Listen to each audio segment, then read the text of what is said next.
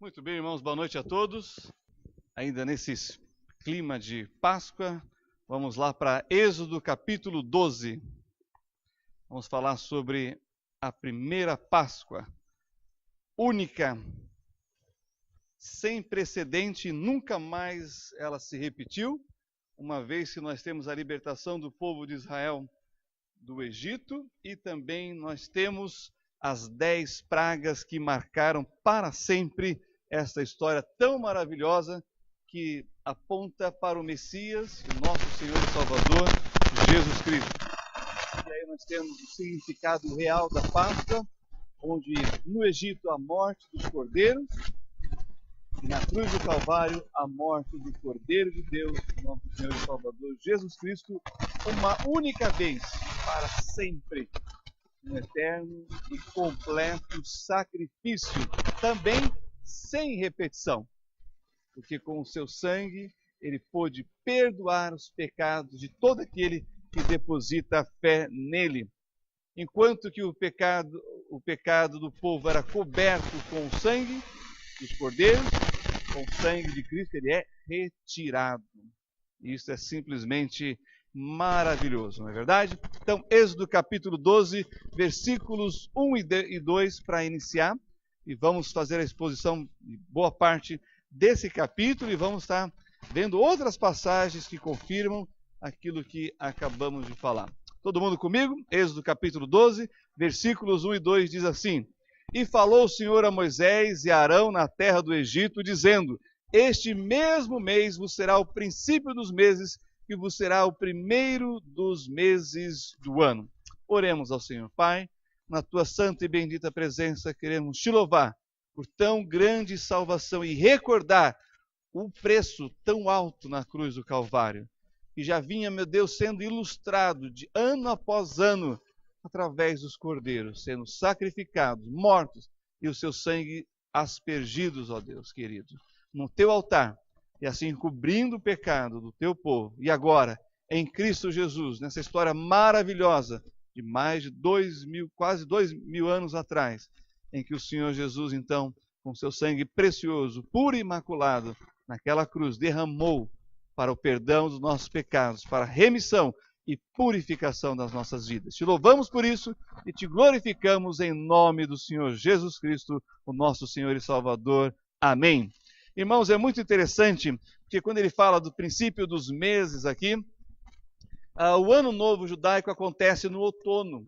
Esse é o ano novo cívico, mas o ano novo religioso, em que o povo de Israel se torna uma nação, é no início da primavera, porque é o que está acontecendo lá no hemisfério norte agora, a primavera.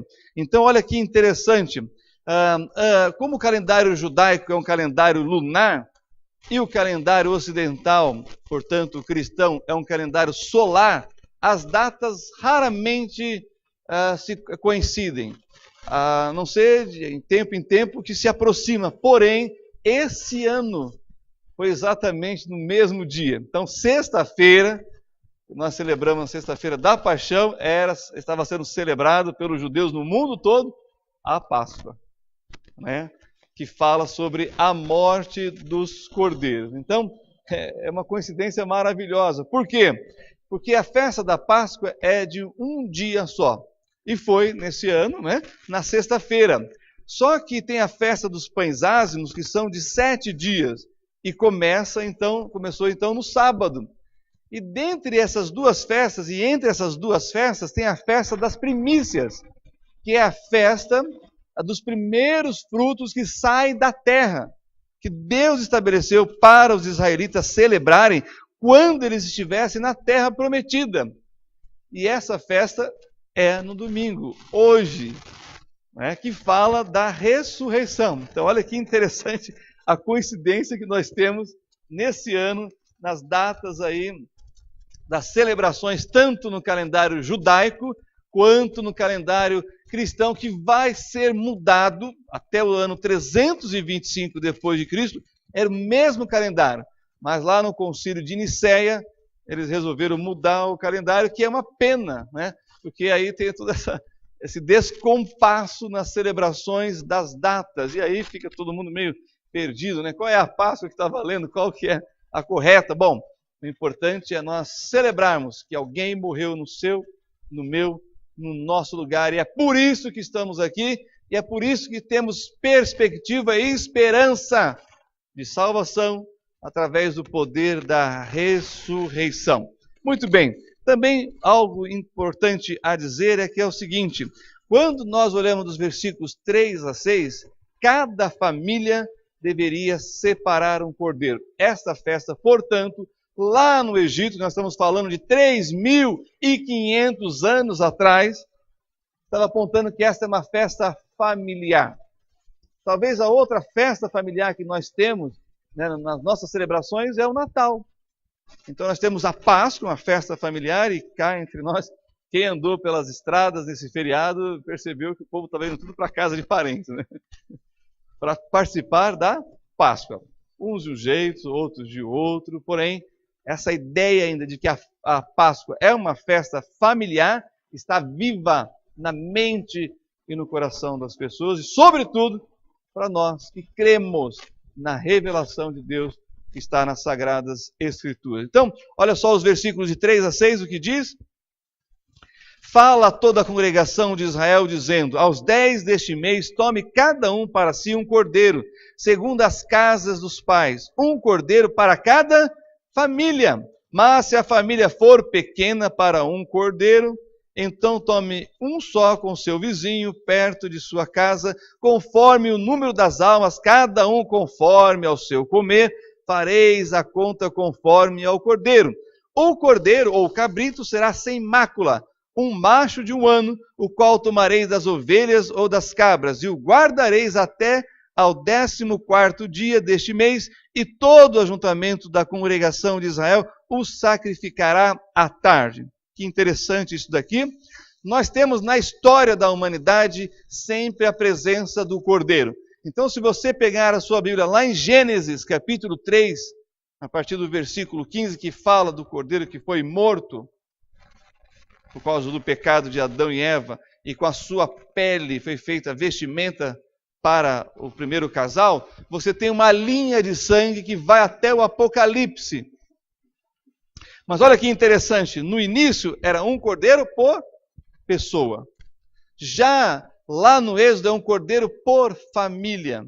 Em Levítico, quando Deus estabelece as festas para Israel celebrar, já é para toda a nação.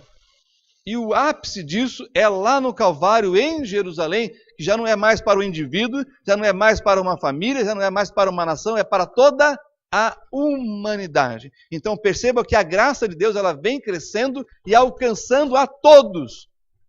E a gente já vê isso, inclusive aqui no livro de Êxodo, falando sobre a libertação do povo do cativeiro lá no Egito. O versículo 4 mostra para a gente que o cordeiro era separado no dia 10 de Nissan. E ele ficava em observação durante 4 dias. Por quê? Porque se ele apresentasse algum defeito, ele deveria ser removido, ele não poderia ser sacrificado. Então se pegava os melhores e separava, confinava uma ração especial, não ficava misturado com os outros, e se algum desses que foram separados, escolhidos, apresentasse um defeito, teria que ser tirado, não serve para Deus. Era um cordeiro imaculado, sem mancha, sem falha, sem defeito, separado para ser sacrificado por cada família. E tem um detalhe muito interessante aqui no versículo 5, que diz que esse cordeiro também deveria ser de 1 ano.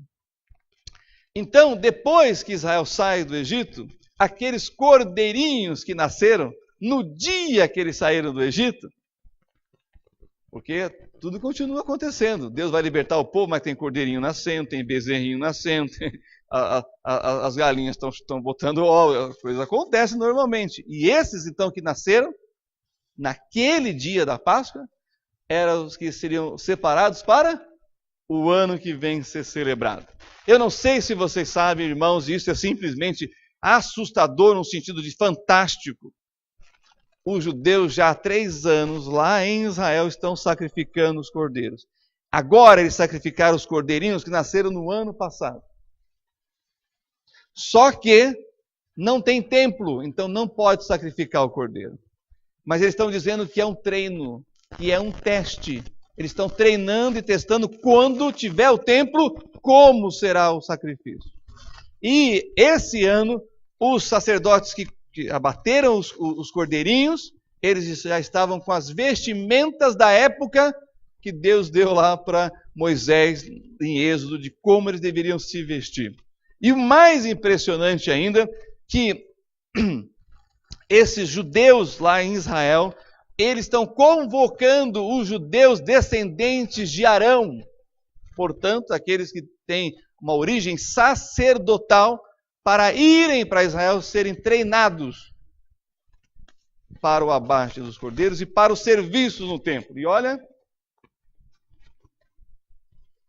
a Jane e eu conhecemos um irmão judeu que tem o sobrenome Cohen, e ele, alguns anos atrás, ele entrando em contato com a agência judaica querendo ir para Israel, o nome dele então foi separado, porque o sobrenome Cohen em hebraico quer dizer sacerdote, e o pessoal retornou para ele dizendo: nós queremos dar um treinamento de sacerdote para você. Ele: não, mas eu creio em Jesus Cristo, eu sou um judeu que crê em Jesus. Eles falaram: não tem problema, nós estamos treinando todo mundo. Então percebam o quão perto nós estamos de tudo aquilo que a Bíblia já profetizou que aconteceria. Irmãos, há uns 5 anos atrás ninguém imaginaria que os judeus voltariam a preparar os cordeirinhos para o sacrifício. Eles estão preparando já há 3 anos e fazendo um treinamento para isso. Bem, pastor, tem algum grupo lá em Israel que continua sacrificando os cordeiros? Tem. Que grupo é esse? Os samaritanos. Sabe a história de Jesus com a mulher samaritana? Tem os samaritanos até hoje lá em Israel, lá no monte em Samaria, e toda a Páscoa, a cada ano da Páscoa, eles sacrificam os cordeiros, eles derramam o sangue e correm numa vala. Por quê? Porque os samaritanos só acreditam nos 5 primeiros livros da Bíblia.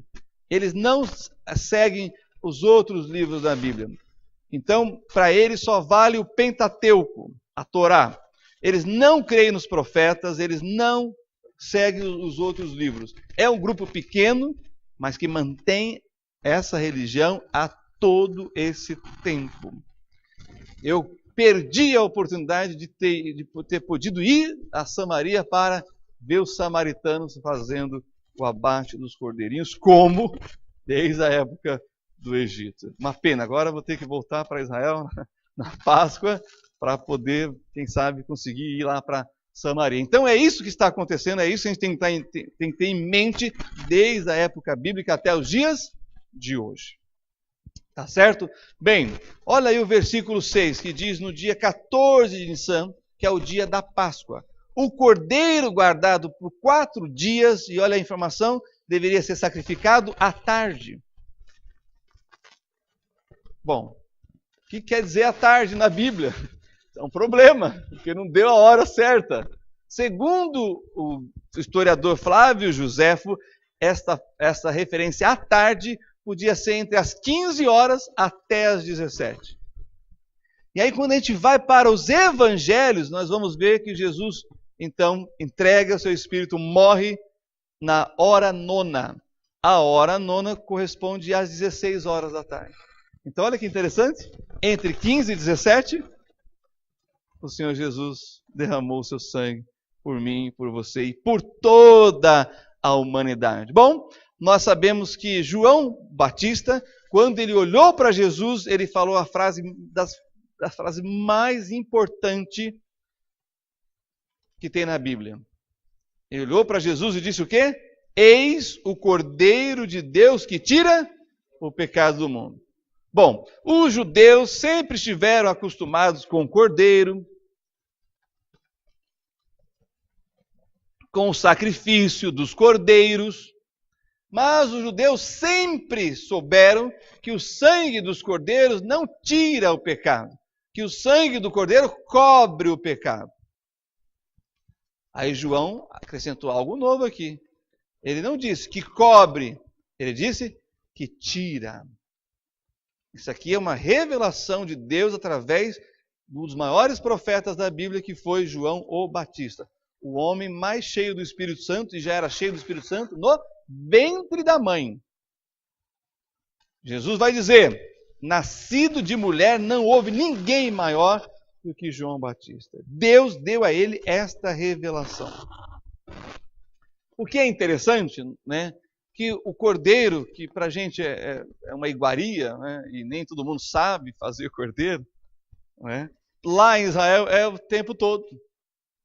Eles comem a carne básica principal, lá é cordeiro. Também a carne bovina lá de segunda custa R$168 o quilo. E vocês ouviram o que eu disse? Eu disse carne de segunda. Não é carne de primeira, não. Pastor, porque é mais caro ainda? Não, porque eles não comem carne de primeira. Mas por que eles não comem carne de primeira? Por causa da luta de Jacó com o anjo do Senhor, e o anjo feriu a coxa, a parte de trás da coxa. Sabe o nervo ciático? Jacó ficou manco. Desde aquele dia, os judeus não comem a parte de trás do boi, só a parte da frente. Portanto, eles só comem carne de segunda. Agora, nós temos os irmãos aqui do norte, né, que estão nos visitando. Não, Tocantins é norte, é norte. E Amapá também. Então, nós estivemos lá e moramos um tempo lá.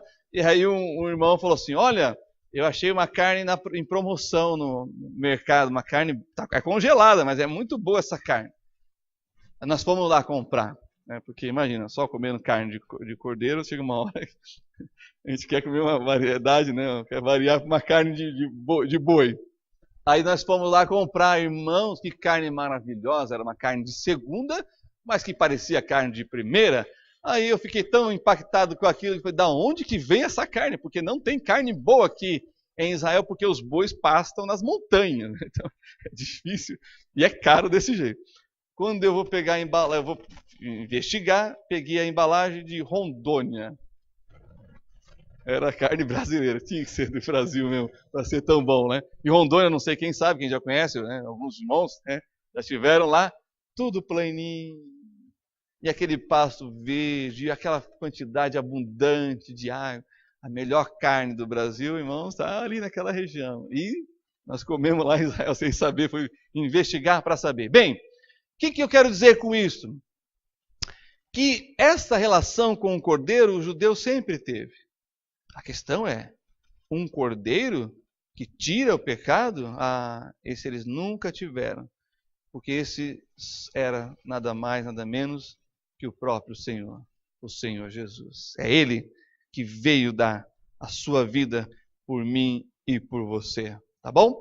E olha que interessante, 4 dias de observação para ver se os cordeiros iam apresentar algum defeito ou não. E aí nós temos a vida de Jesus, 3 anos de ministério. Jesus foi observado pelo povo, Jesus foi observado pelos líderes religiosos, Jesus foi observado pelos sacerdotes, Jesus foi observado pelo império dominante, os romanos.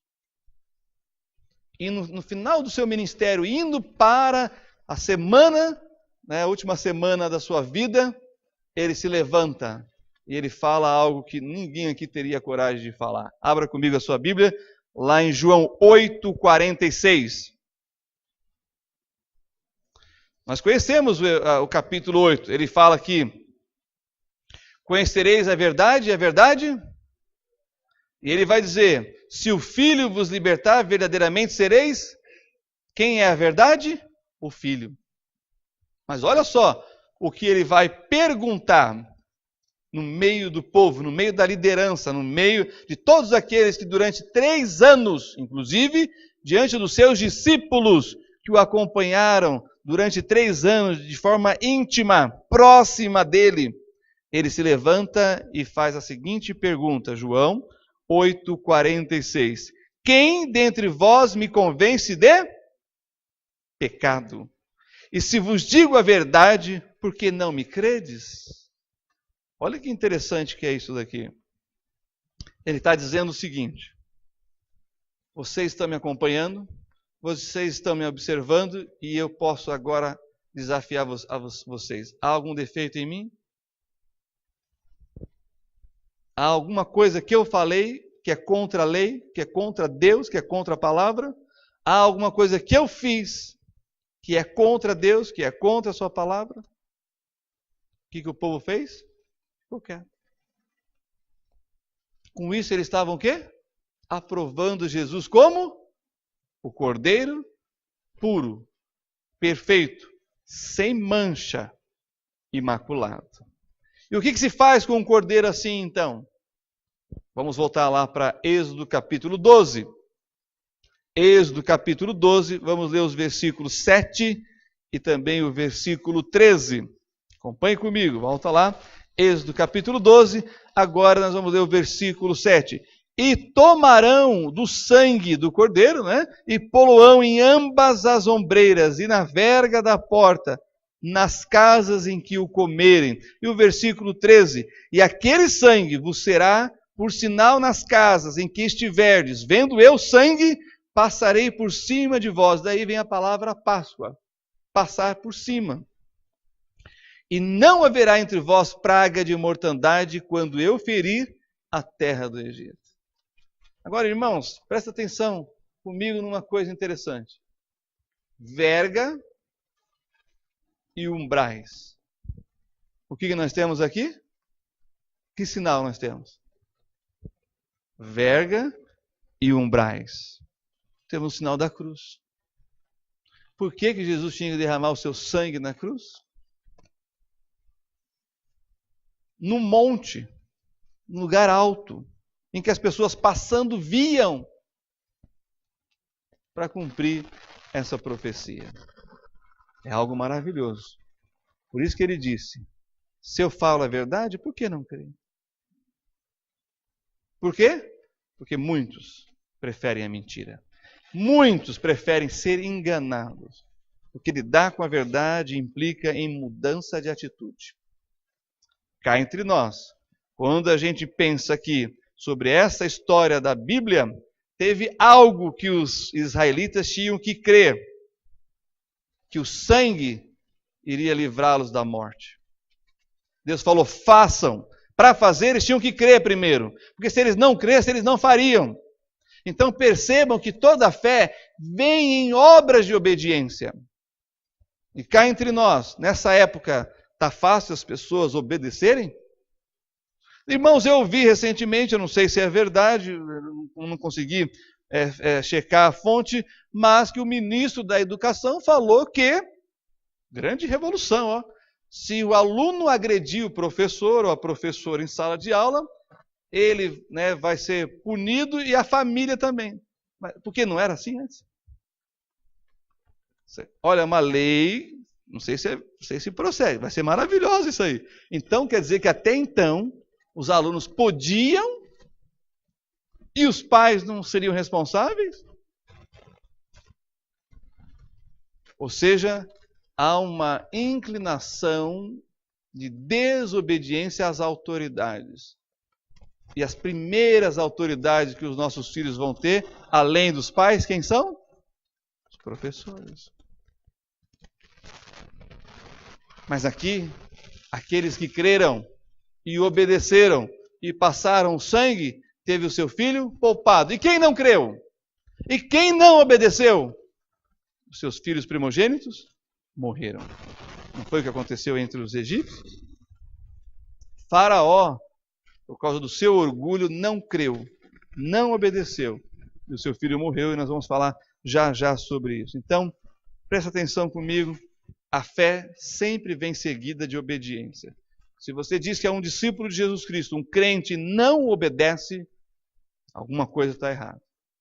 Eu ouvi de um pastor muito interessante, ele falou o seguinte, você mostra na Bíblia, você lê o texto, você explica, e a pessoa diz assim, eu vou pensar nisso. Está revelado, obedeça. Quando a pessoa diz, eu vou pensar, ela está dizendo, eu não quero fazer isso não. Não faça e você vai pagar as consequências. Porque com Deus não se brinca. De Deus não se zomba. Aquilo que o homem plantar, ele vai colher. E olha a seriedade disso daqui. A vida dos primogênitos estava em jogo. Bom, quando a gente olha para o versículo 22 e 23 de Êxodo, olha que interessante que nós encontramos. Êxodo capítulo 12, versículos 22 e 23. Então tomai um molho de sopo e molhai-o no sangue que estiver na bacia, e passai-o na verga da porta e em ambas as ombreiras do sangue que estiver na bacia, porém nenhum de vós saia da porta da sua casa até amanhã, porque o Senhor passará para ferir aos egípcios. Porém, quando vir o sangue na verga da porta e em ambas as ombreiras, o Senhor passará aquela porta e não deixará o destruidor entrar em vossas casas para vos ferir. Vocês perceberam aqui? É contra os egípcios. Mas se vocês não crerem, se vocês se fizerem como os egípcios, o que vai acontecer? Seu filho vai morrer. E olha, irmãos, o que nós temos aqui. O juízo viria. Não dava para desviar o juízo de Deus. Mas o próprio Deus entra então na frente da casa, que tem o sangue, e ele faz o quê? Impede que o anjo da morte entre. Não foi justamente isso que ele fez com Jesus? Todos nós éramos para ser condenados para o inferno. Aí o Pai, o Filho e o Espírito Santo se reúnem e o Filho toma a decisão de vir. E na cruz, ele para o quê? O juízo de Deus. E qual era o juízo de Deus aqui? A morte. Eu ouvi uma frase muito interessante esses dias, né? Os irmãos sabem que eu tenho falado sobre a doutrina do pecado. E aí uma pessoa diz assim, olha, se o salário do pecado é a morte, por que está todo mundo vivo? Aí um respondeu assim, porque o pagamento é só depois que termina o serviço. Faz sentido. É bem isso mesmo. Vai chegar. Vai chegar. Porém nós temos o quê? O sangue de Cristo. Isso realmente, irmãos, não tem como comparar com coisa alguma. O pastor Marcos colocou aí no boletim 1 Pedro 1,19, que diz que não foi com coisas corruptíveis que nós fomos resgatados, mas com precioso sangue, como de um cordeiro imaculado e incontaminado. E olha que interessante, como é que eles deveriam comer a Páscoa? Êxodo 12, versículos de 8 a 13. E naquela noite comerão a carne assada no fogo, com pães ázimos, com ervas amargas a comerão. Não comereis dele cru, nem cozido em água, senão assado no fogo. A sua cabeça com os seus pés e com a sua fressura. E nada dele deixareis até amanhã, mas o que dele ficar até amanhã queimareis no fogo. Assim, pois, o comereis, os vossos lombos cingidos, os vossos sapatos nos pés e o vosso cajado na mão, e o comereis apressadamente. Esta é a Páscoa do Senhor. E eu passarei pela terra do Egito esta noite, e ferirei todo o primogênito na terra do Egito, desde os homens até os animais, e olha que interessante, e com todos os deuses do Egito farei juízos. Eu sou o Senhor. E aquele sangue que vos será por sinal nas casas em que estiverdes, vendo eu sangue, passarei por cima de vós, e não haverá entre vós praga de mortandade, quando eu ferir a terra do Egito. Olha que interessante, nós temos aqui carne assada, pães ázimos e ervas amargas. Esse era o cardápio da saída do Egito. Bom, a matzá, que se refere ao pão ázimo, pão sem fermento, né? Era para falar da privação que eles tinham como escravos, bem como se transformou o símbolo da liberdade. E as ervas amargas? Para lembrar a dureza da vida como escravo. Existe um princípio aqui. Junto, tanto o pão ázimo e a erva amargosa, cria-se o dualismo na vida de todo aquele que experimentou liberdade. O que isso quer dizer? Quer dizer o seguinte, que você só vai valorizar o que você é agora se você lembrar o que você foi. O que você era sem Cristo, escravo, pecador, sem esperança, condenado ao inferno. O que você é em Cristo, liberto, salvo, com uma viva esperança, está indo para o céu. Ora, você só pode valorizar o que você é agora, o que você receberá, se você tiver a correta perspectiva do que você era. Impressionante como as pessoas têm memória curta. Não é só para votar, não. Não é só para eleição, não. As pessoas acabam se acostumando com a nova vida em Cristo e acabam deixando de valorizá-la. O que a Páscoa faz? Traz à mente do que éramos.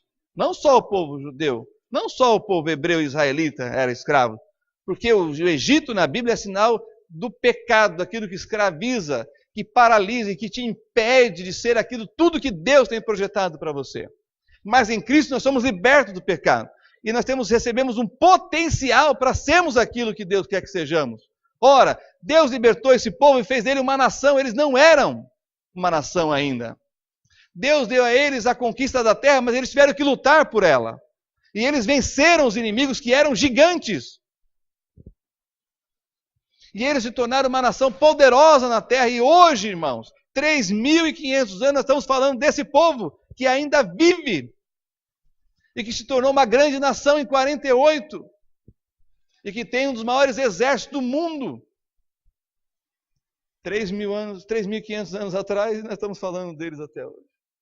Por quê? Porque eles creram, porque eles obedeceram, porque eles seguiram. Mas cada ano eles fazem o quê? Eles relembram o que eles eram, para poder valorizar o que são. A Páscoa é isso. É uma reflexão do que éramos, para valorizar o que somos. Não esqueça nunca, jamais disso. Quando fala do cordeiro assado por inteiro, fala justamente da unidade completa de toda a família de Israel. Essa é uma festa, irmãos, que o pai e a mãe têm que liderar os seus filhos, porque eles não sabem o que é. Então aí está a responsabilidade dos pais de falarem para os seus filhos. Sabe o que os judeus fazem nesse dia? Eles contam essa história. Tintim por tintim, detalhe por detalhe, para que todos aqueles que estão em casa saibam a libertação do povo.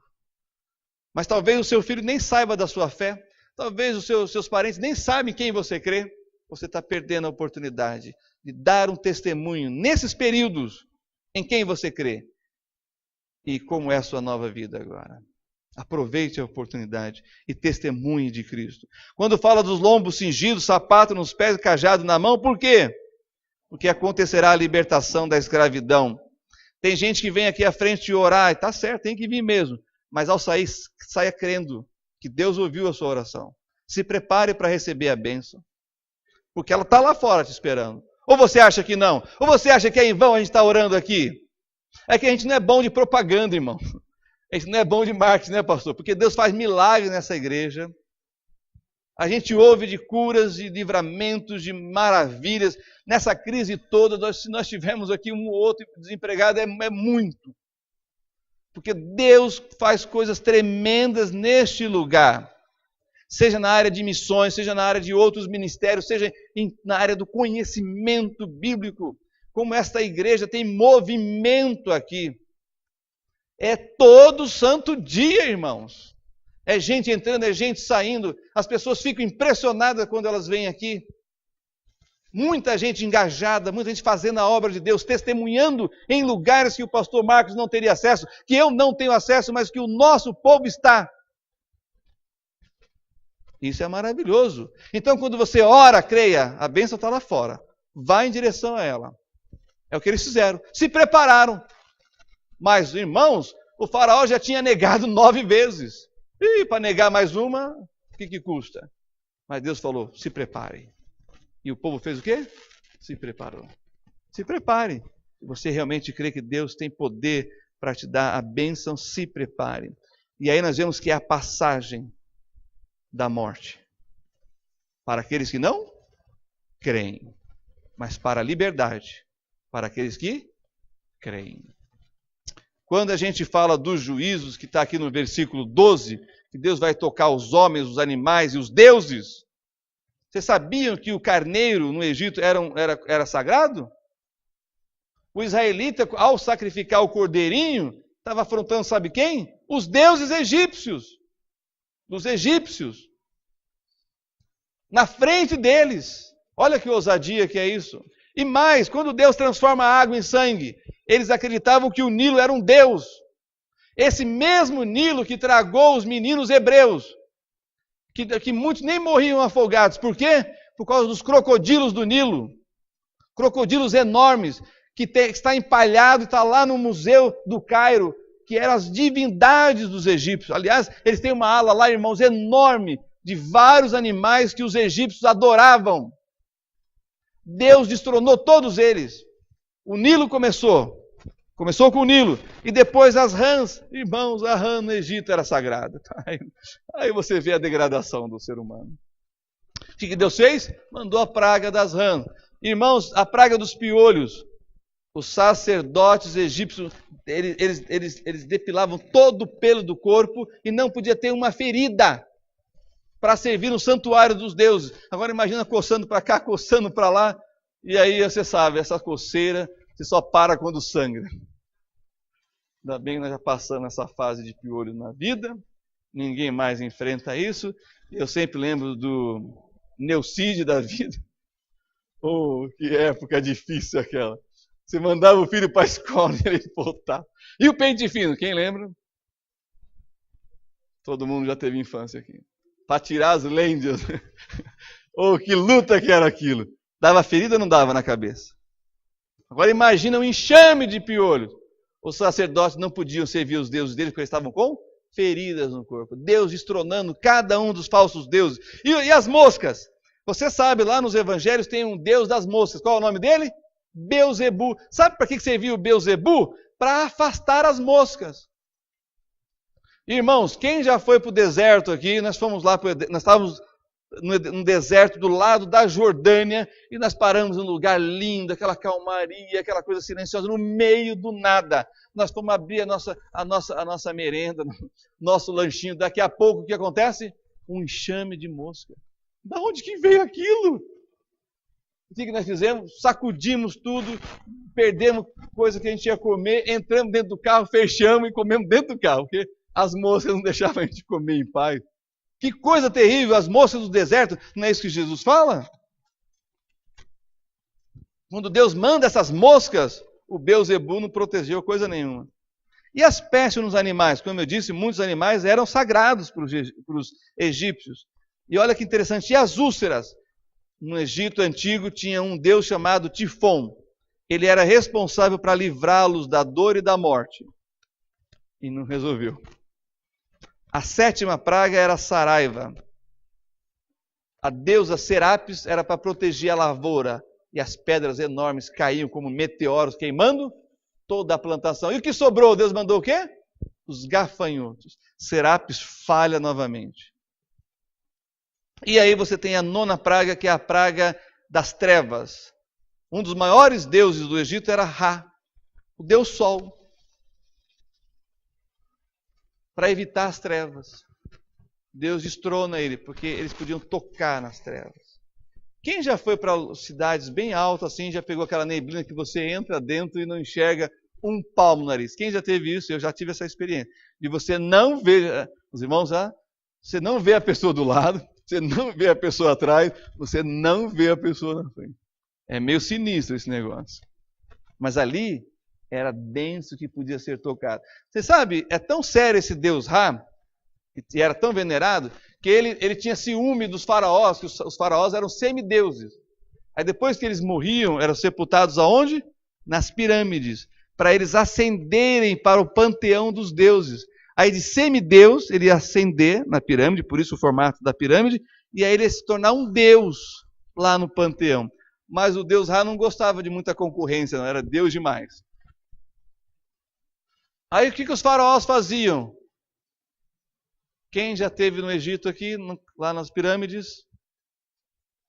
Os faraós construíam uma esfinge na frente da pirâmide, em direção aonde nasce o quê? O sol. A esfinge era para proteger o faraó para subir para o panteão dos deuses. É por isso que tem aquela esfinge lá. Deus destrona Ra.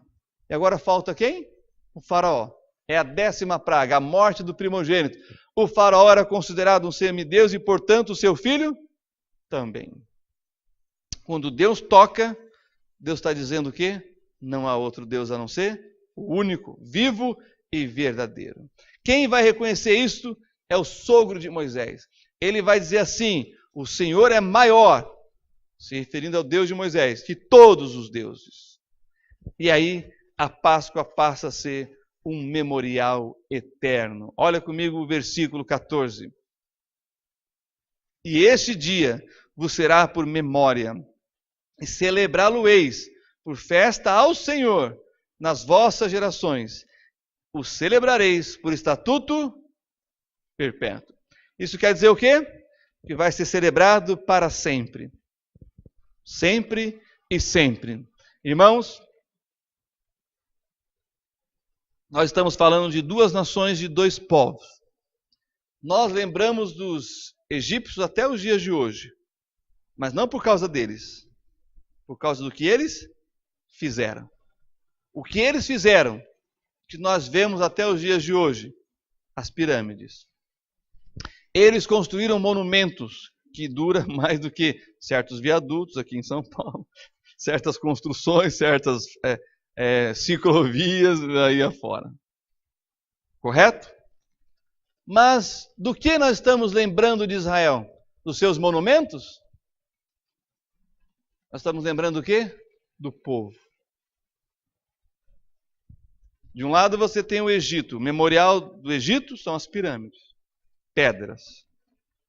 Do outro lado você tem o memorial dos judeus, que é o povo. A cada ano, celebrando aquilo que Deus fez por eles, para eles.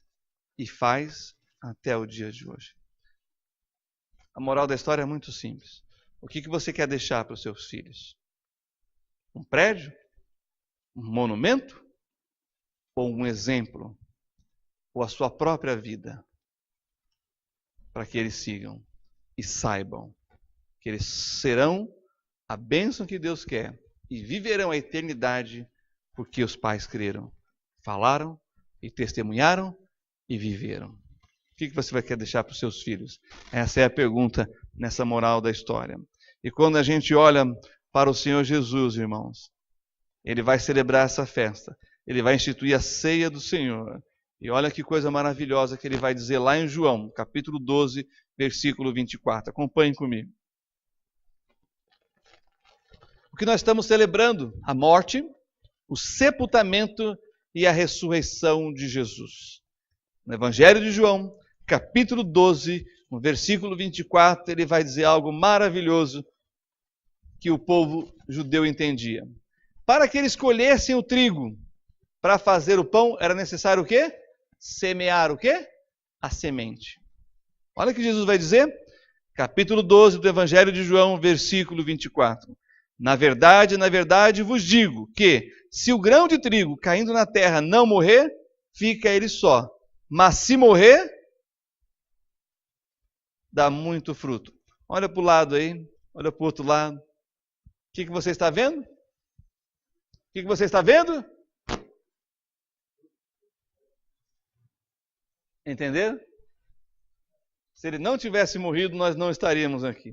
Se ele não tivesse sido sepultado e ressuscitado, nós estaríamos perdendo tempo aqui.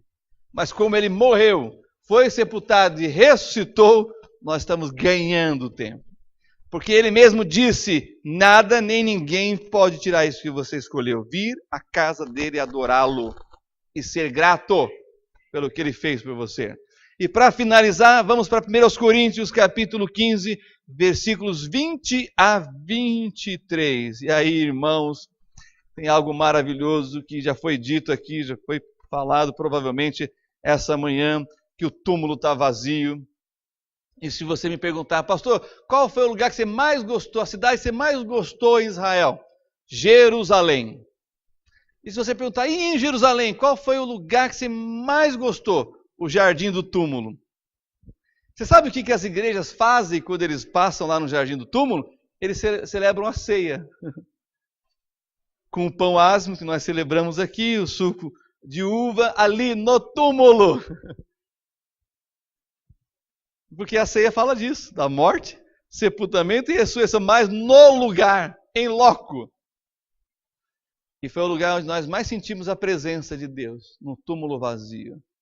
Porque o meu Redentor vive. Nós somos a única religião no mundo que crê num Deus vivo. A gente visita um túmulo vazio. Isso é maravilhoso, realmente.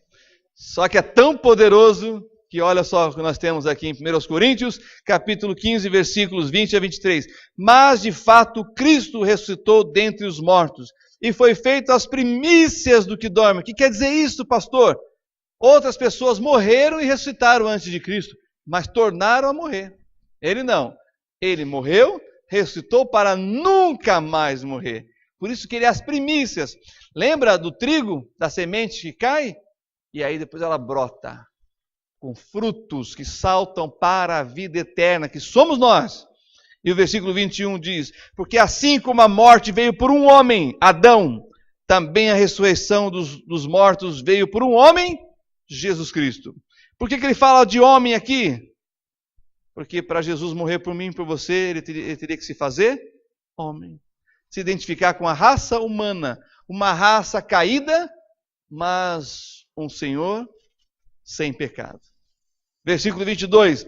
Porque assim como todos morrem em Adão, assim também todos serão vivificados em Cristo. Mas cada um por sua ordem. Cristo as primícias, depois os que são de Cristo na sua vinda. O que nós estamos aguardando? Que ele venha nos buscar. E aqueles que morreram vão ressuscitar primeiro com corpos glorificados, não mais sujeitos à morte, não mais sujeitos à dor. E aqueles que estiverem vivos, e eu acredito que nós somos esse grupo aí, seremos transformados nos ares.